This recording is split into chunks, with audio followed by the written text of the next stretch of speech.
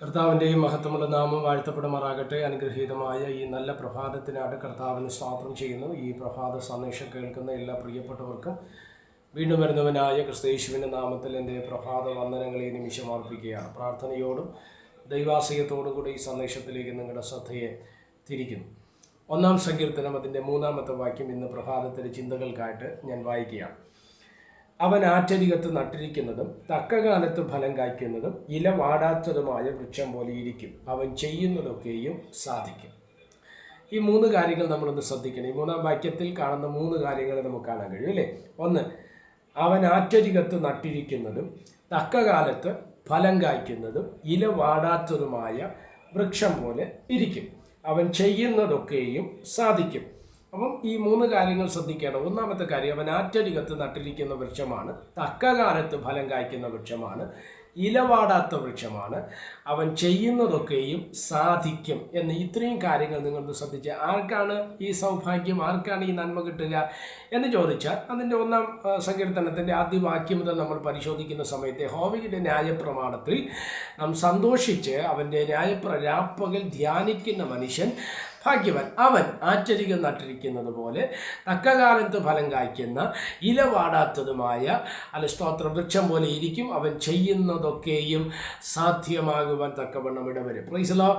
ദൈവം നമ്മളെക്കുറിച്ച് ആഗ്രഹിക്കുന്നത് എന്താണ്? നമ്മൾ ദൈവവചനപ്രകാരം മുന്നോട്ട് പോയാൽ, ദൈവകൃപയനുസരിച്ച് ദൈവം നമ്മളെ നിയോഗിക്കുന്ന നിയോഗങ്ങൾ അനുസരിച്ച് നമ്മൾ മുന്നോട്ട് പോകാൻ തയ്യാറായാൽ കർത്താവ് നമുക്ക് വേണ്ടി അത്ഭുതങ്ങളെ ചെയ്യുവാൻ തക്കവണ്ണം ഇടവരും. Praise the Lord.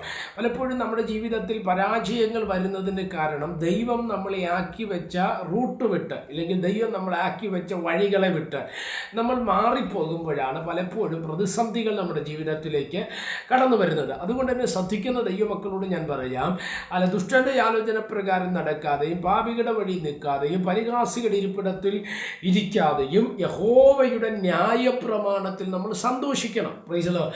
ഇന്ന് മനുഷ്യ ജീവിതത്തിനകത്ത് പലപ്പോഴും സന്തോഷങ്ങൾ പലർക്കും പലതാണ് അല്ലേ.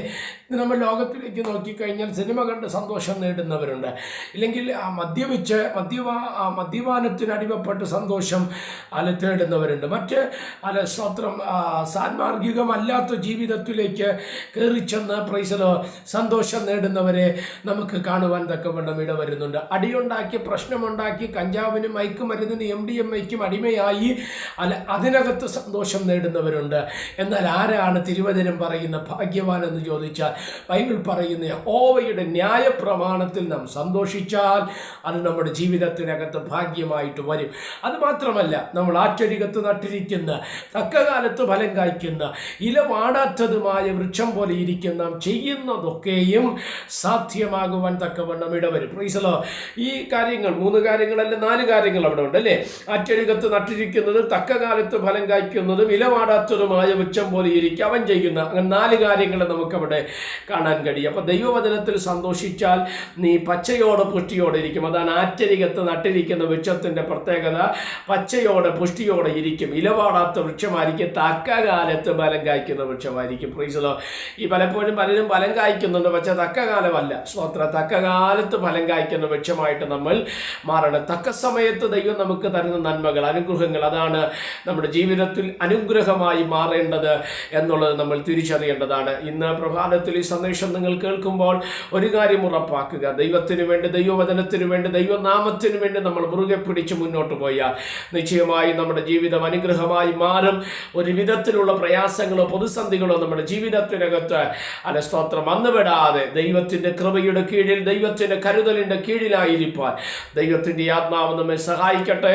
പ്രാർത്ഥനയ്ക്കായി ഏൽപ്പിക്കപ്പെടാം. പരിശുദ്ധ പിതാവ്, ഈ സന്ദേശത്തിനാണ് സ്തോത്രം ചെയ്യുന്നു. തക്കകാലത്ത് ഫലം കായ്ക്കുന്ന ഇലവാടാത്തതുമായ സ്തോത്രം ആറ്റരികത്ത് നട്ടിരിക്കുന്ന, ചെയ്യുന്നതൊക്കെ ഈ സാധ്യമാകുന്ന തരത്തിലുള്ള ഒരു വൃക്ഷമാക്കി, ഒരു നന്മയുള്ളവനാക്കി ദൈവം ഞങ്ങളെ തീർക്കേണ്ടതിനായി പ്രാർത്ഥിക്കുന്നു. ഈ സന്ദേശം അനേകർക്ക് അനുഗ്രഹവും ആശ്വാസവുമായി മാറട്ടെ. 1000 10,000 ഈ സന്ദേശം കാണുവാനും അനേകർക്ക് അത് അനുഗ്രഹമാകുവാനും സ്വർഗം ഇടവരുത്തിയാട്ടെ. എല്ലാ മഹത്വവും കർത്താവിന് യേശു ക്രിസ്തുവിൻ നാമത്തിൽ തന്നെ. ആമേൻ. എല്ലാവരെയും ദൈവം അനുഗ്രഹിക്കട്ടെ. God bless you.